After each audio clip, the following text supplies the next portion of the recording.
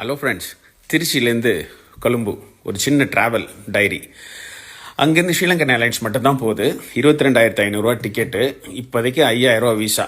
அங்கேருந்து புறப்பட்டோம். எனக்கு ஒரு செஷன் இருந்துச்சு, அங்கேருந்து புறப்பட்டோம். இப்போ புதுசாக கட்டியிருக்கிறாங்க பாருங்கள் அந்த ஏர்போர்ட்டு. வாவ், ரொம்ப அழகு.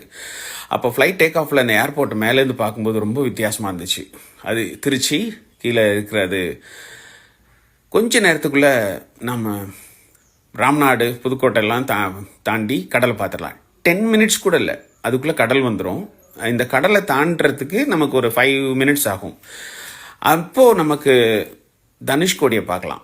அப்போ தனுஷ்கோடியை பார்த்தோன்னா ரொம்ப ஆச்சரியமாக இருந்துச்சு. அந்த வால் மாதிரி ஒரு அதில் சொல்கிறாங்கல்ல, இந்த ராமர் பாலம், அதில் தெரியும்.